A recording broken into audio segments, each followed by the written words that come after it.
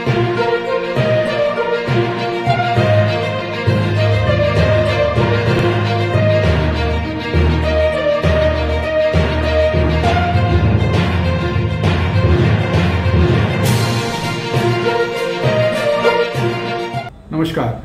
मैं हूं विनोद कुमार शुक्ला। आई of truth पर आपका स्वागत है।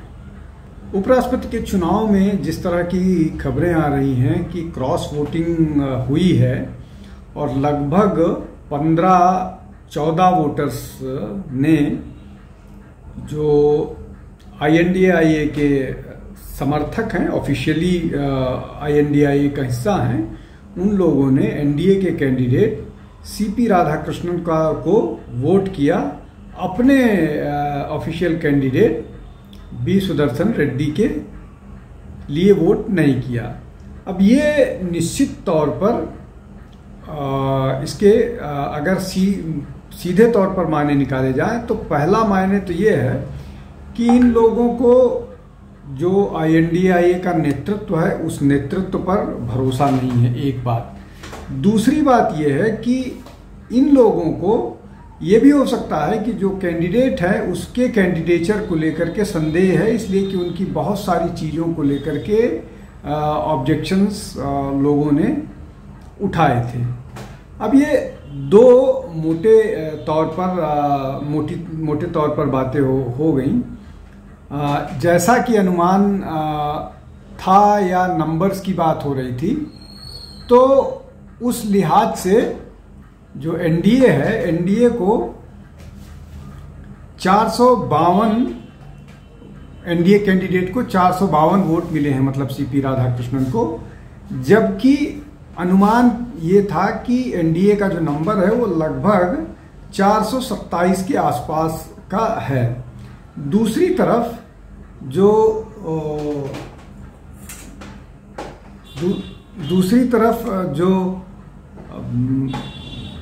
INDIA का वोटर है उसका नंबर जो है वो 315 होना चाहिए था, लेकिन उनको 300 वोट मिले।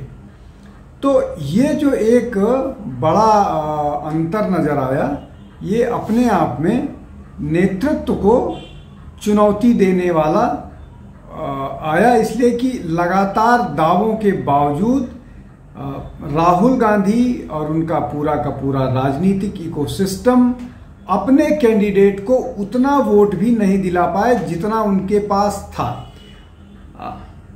ये एक पहलू हो गया। दूसरा पहलू ये हो गया है कि ये जो वोटर्स हैं, जो 15 लोगों ने वोट नहीं दिया, जो जानकारी निकल करके आ रही है कि वो उसमें DMK के भी लोग हैं, उसमें कांग्रेस के भी लोग हैं, उसमें शिवसेना के भी लोग हैं, उसमें और भी बहुत सारे राजनीतिक दल हैं, जो कुल 25 ज़्यादा वोट्स मिले हैं NDA को।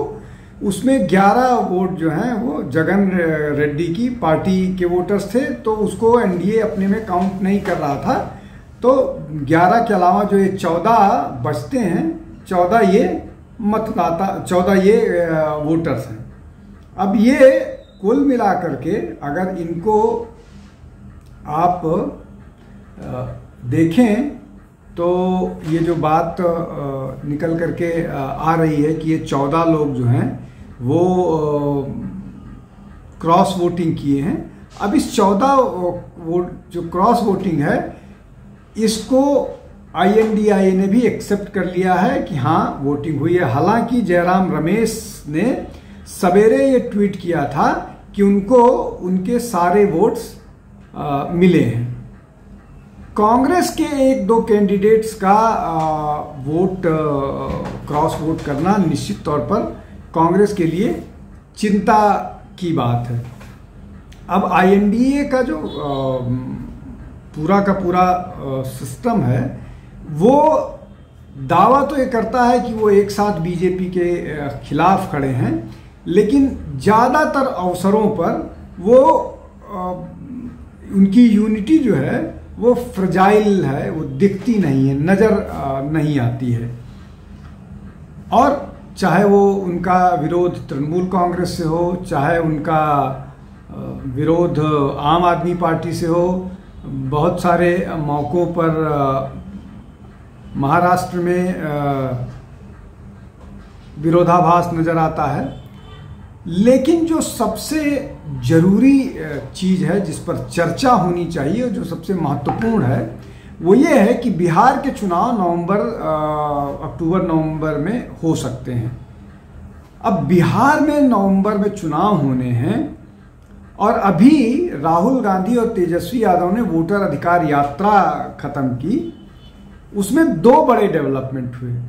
अब इनकी बात इसलिए भी करना जरूरी है कि जो ये पूरा का पूरा INDI का अलायंस और इनकी यूनिटी भारतीय जनता पार्टी के खिलाफ अभियान है, ये समझना जरूरी है।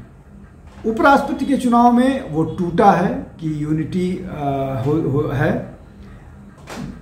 वोटर्स अधिकार यात्रा के दौरान लगातार पत्रकारों के पूछे जाने के बावजूद राहुल गांधी ने कभी भी ये कहीं भी नहीं कहा कि INDIA या महागठबंधन है उसके मुख्यमंत्री पद के दावेदार तेजस्वी यादव होंगे। बावजूद इसके कि तेजस्वी यादव ने राहुल गांधी को प्रधानमंत्री पद के लिए दावेदार मान लिया।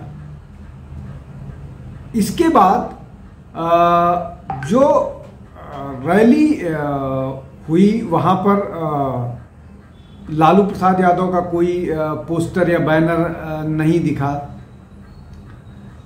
इसके अलावा जो कांग्रेस के बड़े मतलब कुछ नेता दक्षिण के हैं, वो चाहे रेवंत रेड्डी हो या जो अलायंस पार्टनर्स हैं DMK, वो जिस तरह से बिहार के लोगों के बारे में उनका कमेंट रहता है या कमेंट रहा है, वो एक चुनौती वाली स्थिति है। अभी रैली खत्म होने के बाद भी इस तरह की एक घटना आई GST को लेकर के, जब बिहार और बीड़ी को एक साथ किया गया, तो ये एक कॉन्ट्राडिक्शन है। दूसरा ये कि जिस तरह से तेजस्वी यादव को अलग थलग रखा गया, तेजस्वी यादव को इसका श्रेय नहीं मिला, बावजूद इसके कि भीड़ उन्हीं की इकट्ठा की हुई थी। तेजस्वी यादव एक यात्रा प्लान कर रहे हैं अकेले पूरे बिहार में चुनाव से पहले। तो वो यात्रा सिर्फ इसलिए है कि जो गठबंधन का पूरा जो गठबंधन की बात कही जा रही थी, गठबंधन एक साथ चुनाव में है और एक साथ मजबूती के साथ लड़ रही है, वो दिखा नहीं। और इस पूरी यात्रा में, वोटर अधिकार यात्रा में, तेजस्वी जो हैं उनसे ज़्यादा वो पूरी की पूरी यात्रा राहुल सेंट्रिक हो गई, राहुल को केंद्र में रख करके नजर आई। तेजस्वी को उसका कोई एडवांटेज नहीं मिला। अब तेजस्वी को एडवांटेज नहीं मिला तो चुनाव में कितना फायदा तेजस्वी को होगा, कितना फायदा कांग्रेस को होगा, ये तो महत्वपूर्ण मसला है। सारी की सारी यात्रा चुनाव के लिए की गई थी और अगर उसमें तेजस्वी को ही फायदा नहीं होगा, जो अपने आप को मुख्यमंत्री पद का दावेदार मान रहे हैं, उनके नेता कह रहे हैं कि अगर महागठबंधन चुनाव जीत करके आता है, अलग बात है कि महागठबंधन का जो अलायंस पार्टनर है कांग्रेस, वही नहीं मानने के लिए तैयार है, लेकिन राष्ट्रीय लोकदल इस बात को मान करके, राष्ट्रीय जनता दल इस बात को मान के बैठा हुआ है कि अगर चुनाव होता है और चुनाव जीतती है महागठबंधन, तो तेजस्वी यादव मुख्यमंत्री होंगे। तो तेजस्वी यादव एक यात्रा की तैयारी कर रहे हैं।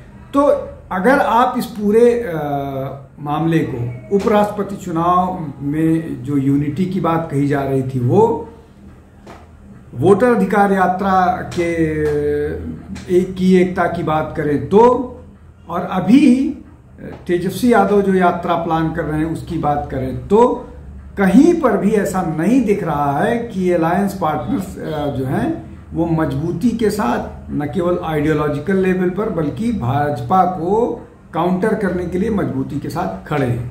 ये सब जगह दिख रहा है। ये बड़ी चुनौती है और इसमें कांग्रेस को और राहुल गांधी को नेता मानने के लिए लगातार कांग्रेस कोशिश कर रही है, लेकिन वो एक बड़ा प्रश्न चिन्ह है। आज के लिए बस इतना ही। आप हमारे साथ जुड़ते रहिए। बहुत बहुत धन्यवाद। नमस्कार। हमारे चैनल आई ऑफ ट्रुथ को सब्सक्राइब कीजिए YouTube पर, इसे फॉलो कीजिए Facebook पर, Instagram पर, ट्विटर पर और कू पर।